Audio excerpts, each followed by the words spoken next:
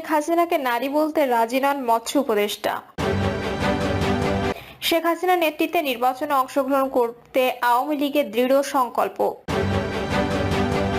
জানাবো নির্বাচনে অংশ নেওয়া এবং বাধার বিষয়ে কি বলছেন আওয়ামী লীগ নেতারা। এবং সর্বশেষ জানাবো জাহাজ শ্রমিকদের কর্মবিরতি, সাগর ও নদীপথে আটকে আছে 15 লাখ টন পণ্য। শুনছিলেন সংবাদ শিরোনাম, এবারে বিস্তারিত। শেখ হাসিনাকে নারী বলতে রাজি নন মৎস্য উপদেষ্টা। সাবেক প্রধানমন্ত্রী শেখ হাসিনাকে উদ্দেশ্য করে অন্তর্বর্তীকালীন সরকারের মৎস্য প্রাণী সম্পদ মন্ত্রণালয়ের উপদেষ্টা ফরিদ আক্তার বলেছেন, যিনি ফ্যাসিবাদী অত্যাচারী মানুষ খুন করেছেন তাকে আমি নারী বলতে রাজি নই। নারী হতে যে বৈশিষ্ট্যগুলো থাকে সেটা তার মধ্যে ছিল না। ফরিদ আক্তার বলেন, 1991 সালে এরশাদ কামরা হটিয়ে শুধু নারী প্রধানমন্ত্রীর অধীনে ছিলাম। খুবই দুঃখজনক হলো গত 15 বছর আমরা এক ফ্যাসিবাদীর অধীনে ছিলাম। আমি তাকে নারী বলতে রাজি নই। যিনি ফ্যাসিবাদী অত্যাচারী মানুষ খুন করেছে তাকে আমি নারী বলতে রাজি নই। নারী হতে যে বৈশিষ্ট্যগুলো থাকে সেটা তার মধ্যে ছিল না। তিনি বলেন, আমরা শুধু নারীর অধিকার চাই না, আবার শুধু পুরুষের অধিকারও চাই না। আমরা মানুষ হিসেবে সবার অধিকার চাই। আমরা নারীরা তো মন খুলে কান্না করতে পারি না, কিন্তু পুরুষরা তো কান্না করতেও পারে না। এর থেকে দুঃখজনক আর কি হতে পারে? মত বিনিময় সভায় বক্তারা বলেন, আমাদের জনসংখ্যার অর্ধেক হচ্ছে নারী। আমরা চাই নারীরা সমাজ ও রাষ্ট্রের ভূমিকায় রেখে চলুক। নারী পুরুষের সমান অধিকার থাকতে হবে। আমরা নারীর ক্ষমতায়ন চাই। ন্যায় নীতির উপর থেকে আমাদেরকে কাজ করতে হবে। সমাজে নারীদের প্রতি বিদ্যমান বৈষম্য দূর করে নারীদের যথাযথ মর্যাদা দিতে হবে। রাষ্ট্রের কাজগুলোতে নারীদের প্রতিনিধিত্ব রাখতে হবে। সমাজে নারীদের প্রতি দৃষ্টিভঙ্গি পরিবর্তন করতে হবে। নারীর প্রতি সহিংসতা রোধে কঠোর আইন প্রণয়ন করতে হবে। শেখ হাসিনার নেতৃত্বে নির্বাচনে অংশগ্রহণ করতে আওয়ামী লীগের দৃঢ় সংকল্প। আওয়ামী লীগের যুগ্ম সাধারণ সম্পাদক বাহাউদ্দিন নাজিম বলেছেন, নির্বাচনে সব গণতান্ত্রিক শক্তি, সব রাজনৈতিক দল, মুক্তিযুদ্ধের পক্ষের শক্তি যাতে অংশগ্রহণ করতে পারে সেই পরিবেশ তৈরি করতে হবে। যেখানে সুনির্দিষ্ট কাউকে বিজয়ী করার লক্ষ্যে অন্তর্বর্তী সরকার কোনো সুনির্দিষ্ট এজেন্ডা নিয়ে কাজ করবে না। অর্থাৎ সবাইকে সমান অধিকার দিতে হবে। জনগণ তার ভোট দেবে। জনগণের ভোট দেওয়ার সবার সুযোগ থাকতে হবে। নির্বাচন বিষয়ে প্রভাবশালী এক সংবাদ মাধ্যম আওয়ামী লীগের ভাবনা জানতে চাইলে তিনি এসব কথা বলেন। দলটির একটা ভোট ব্যাংক আছে উল্লেখ করে নাজিম বলেন, সুষ্ঠু নিরপেক্ষ নির্বাচনের পরিবেশ এবং সব দলের অংশগ্রহণের সুযোগ থাকার বিষয়টি গুরুত্বপূর্ণ। নির্বাচনে অংশগ্রহণ করার উপযুক্ত পরিবেশ আমরা চাই। বঙ্গবন্ধু কন্যা শেখ হাসিনার নেতৃত্বে যে কোনো নির্বাচনে অংশগ্রহণ করার জন্য আমাদের দৃঢ় সংকল্প আছে এবং সবসময়ের জন্য আমাদের প্রস্তুতি থাকবে। তবে দলটির সভাপতি মণ্ডলীর সদস্য আব্দুর রহমানের কথাই এই ইঙ্গিত স্পষ্ট। দেশের রাজনীতিতে আওয়ামী লীগের নির্বাচনে অংশ নিতে দেয়া না দেয়া নিয়ে নানা আলোচনা রয়েছে। তবে এখনো দলটি এ বিষয়ে কোনো সিদ্ধান্ত নেয়ার মতো অবস্থায় নেই। এই অন্তর্বর্তী সরকারের কোনো কার্যক্রমকে তারা বৈধতা দিচ্ছে না। নির্বাচন নিয়ে এখনো কোনো উৎসাহ বা উদ্বেগ কিছুই নেই আওয়ামী লীগে। তিনি বলেন, তারা একটা নির্বাচনের ব্যবস্থা করবে এবং সেই নির্বাচনে আওয়ামী লীগ আদৌ যাবে কি যাবে না সেই ব্যাপারে আমাদের দলীয় সিদ্ধান্ত আনুষ্ঠানিকভাবে এখনো হয়নি। এই সিদ্ধান্ত চূড়ান্ত করবেন দলের দলীয় প্রধান। এই সিদ্ধান্ত আমাদের যিনি দলের নেতা, দলীয় প্রধান বঙ্গবন্ধু কন্যা শেখ হাসিনা, তিনি নিশ্চয়ই যাদের যাদের সঙ্গে মনে করেন আলোচনা করে ঠিক করবেন, তিনি সিদ্ধান্ত জানাবেন। নির্বাচনে অংশ নেওয়া এবং বাধার বিষয়ে কি বলছেন আওয়ামী লীগ নেতারা।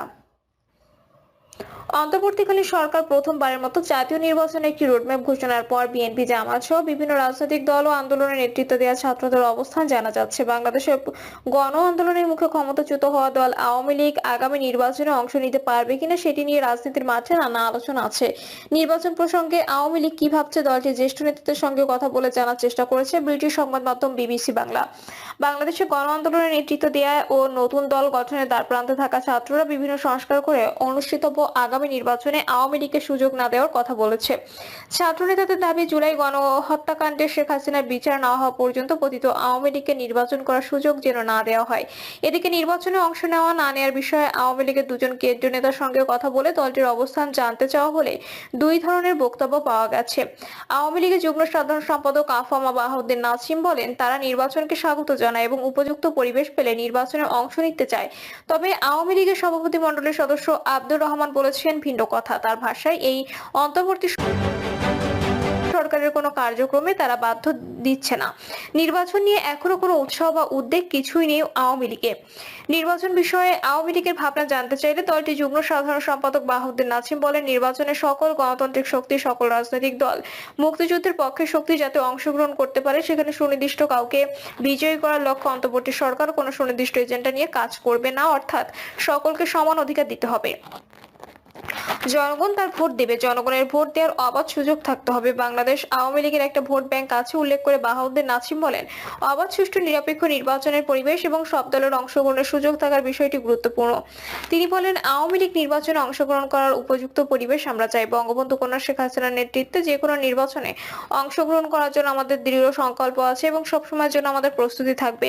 তবে দলটির সভাপতি মণ্ডলীর সদস্য আব্দুর রহমানের কথাই এই ইঙ্গিত স্পষ্ট যে বাংলাদেশের রাজনীতিতে আওয়ামী লীগকে নির্বাচনে অংশ নিতে দেয়া না দেয়া নিয়ে নানা আলোচনা থাকলেও এখনো দলটি এ বিষয়ে কোনো সিদ্ধান্ত নেয়ার মতো অবস্থায় নেই। আব্দুর রহমান বলেন, এই অন্তর্বর্তী সরকারের কোনো কার্যক্রমকে তারা বৈধতা দিচ্ছে না। নির্বাচন নিয়ে এখনো কোনো উৎসাহ বা উদ্বেগ কিছুই নেই আওয়ামী লীগে। তারা একটা নির্বাচনের ব্যবস্থা করবে এবং সেই নির্বাচনে আওয়ামী লীগ আদৌ যাবে কি যাবে না সেই ব্যাপারে আমাদের দলীয় সিদ্ধান্ত আনুষ্ঠানিকভাবে এখনো হয় নাই। এই সিদ্ধান্ত চূড়ান্ত করবেন দলের দলীয় প্রধান। তিনি বলেন, এই সিদ্ধান্ত আমাদের যিনি দলের নেতা, দলীয় প্রধান বঙ্গবন্ধু কন্যা শেখ হাসিনা, তিনি নিশ্চয়ই যাদের যাদের সঙ্গে মনে করেন আলোচনা করে ঠিক করবেন। তিনি সিদ্ধান্ত জানাবেন। আগামী নির্বাচনে আওয়ামী লীগকে নির্বাচনে অংশগ্রহণ করতে না দেওয়ার যে অবস্থান, সে বিষয়ে প্রশ্ন তুলেছেন আব্দুর রহমান। তিনি বলেন, আওয়ামী লীগ নির্বাচনে অংশগ্রহণ নিয়ে তাদের মধ্যে এত ভীতি কেন? আওয়ামী লীগ তো তাদের ভাষায় ফ্যাসিবাদ, তাদের ভাষায় গণধিকৃত। বাংলাদেশের মানুষই ঠিক করবে কোন দল রাজনীতি থাকবে, কোন দল থাকবে না, কোন দল মানুষ গ্রহণ করবে, কোন দল করবে না। যারা ভোটবিহীন, মানুষবিহীন, নির্বাচনবিহীন নেতা হতে চায়, ক্ষমতা দখলে রাখতে চায়, তারা আওয়ামী লীগকে ভয় পায়। আওয়ামী লীগকে নির্বাচনে অংশগ্রহণ করতে না দিলে সেই নির্বাচন প্রশ্নবিদ্ধ থেকে যাবে বলে উল্লেখ করেন নেতা বাহাউদ্দিন নাছিম। তিনি বলেন, আওয়ামী লীগকে যে নির্বাচনের অংশগ্রহণ করতে দেয়া হবে না, সেটা তো কোনো নির্বাচন হবে না। বাংলাদেশের মানুষও গ্রহণ করবে না। বিশ্বের গণতান্ত্রিক শক্তিগুলোর কারো কাছে এটা গ্রহণযোগ্য হবে না। টানা 3 মেয়াদে ক্ষমতায় থাকা আওয়ামী লীগ এখন বাংলাদেশের রাজনীতি করারই সুযোগ পাচ্ছে না। দলীয় প্রধান শেখ হাসিনা ছাত্র জনতার গণ অভ্যুত্থানের মুখে বাংলাদেশ ছেড়ে ভারতে অবস্থান নিয়েছেন। দলীয় কেন্দ্রের নেতারাও পর্যায়ক্রমে ভারত সহ বিভিন্ন দেশে পালিয়ে গেছেন। সারা বাংলাদেশে আওয়ামী লীগের নেতারা ঘরছাড়া হয়েছেন। আওয়ামী লীগের ঘাঁটি হিসেবে পরিচিত গোপালগঞ্জ জেলার সরেজমিনে গিয়েও দলটির পদধারী কোনো নেতাকে কথা খুঁজে পাওয়া যায়নি।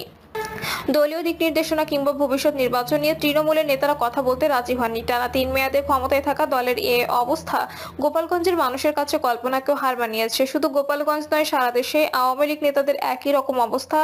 এই মুহূর্তে আওয়ামী লীগকে নেতৃত্ব দেওয়ার মতো কেউ দেশে নেই। নেতা শূন্য এই পরিস্থিতি নিয়ে দলটির যুগ্ম সাধারণ সম্পাদক বাহাউদ্দিন নাছিম বলেন, মামলা, হামলা এবং নির্যাতনের কারণে এই পরিস্থিতি। রাজনীতি এবং কর্মসূচি দূরে থাক, বাড়িতে অবস্থান করা এবং এখন আওয়ামী লীগের নেতাদের জন্য অসম্ভব হয়ে পড়েছে। জয় বাংলা স্লোগান দিলেও আক্রমণের শিকার তো হচ্ছে।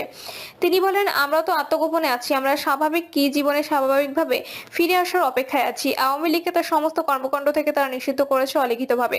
গত 15 বছর কর্তৃত্ববাদী শাসন, দুর্নীতি, ভোট অনিয়ম, গুম, খুন এবং জুলাই আন্দোলনের হত্যাকাণ্ডের দায় আওয়ামী লীগের রাজনৈতিক অবস্থান যে পর্যায়ে নামিয়েছে, সেখান থেকে উত্তরণ খুব সহজ নয় বলে মনে করছেন রাজনৈতিক বিশ্লেষকরা। কারণ স্বৈরাচার, ফ্যাসিস্ট তকমা আর গণহত্যা